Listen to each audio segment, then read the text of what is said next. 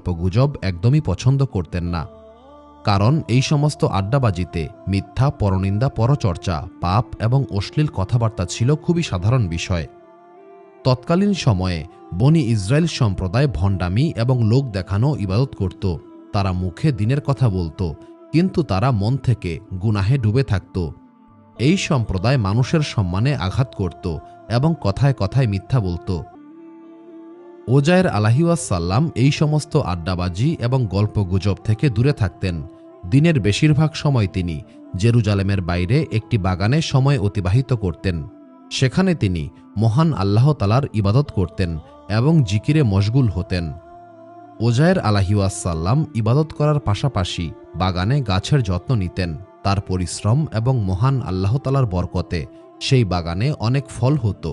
তিনি সেই ফল খেয়ে নিজের ক্ষুধা নিবারণ করতেন এবং পরিবারের সদস্যদের জন্য সেই ফল নিয়ে যেতেন। একদিন জেরুজালেমে ভয়াবহ বিপর্যয় নেমে এসেছিল। মহান আল্লাহ তাআলা বনি ইসরায়েল সম্প্রদায়ের উপর কঠিন আযাব নাজিল করেছিলেন। এই সম্প্রদায়ের মধ্যে প্লেগ ছড়িয়ে পড়েছিল এবং এই প্লেগ মহামারীতে রূপ নিয়েছিল। এই ভয়াবহ প্লেগের কারণে মানুষ দলে দলে মৃত্যুবরণ করছিল। এই মহামারীতে ধনী, গরিব, যুবক, বৃদ্ধ কেউই রক্ষা পাচ্ছিল না। ফলে গ্রামবাসীরা প্রচণ্ড আতঙ্কিত হয়ে একটি বৈঠকের আয়োজন করেছিল।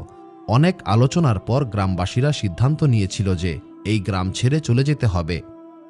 এই ভয়াবহ মহামারী থেকে বাঁচার জন্য এটাই একমাত্র উপায়।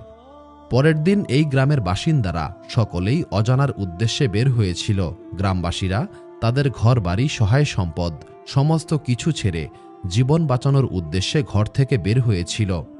গ্রাম ত্যাগ করে অজানা উদ্দেশ্যে রওনা হওয়া মানুষের সংখ্যা ছিল প্রায় ৩,০০০-এর মতো। এই ব্যাপারে পবিত্র কোরআনে মহান আল্লাহ তাআলা বলেছেন,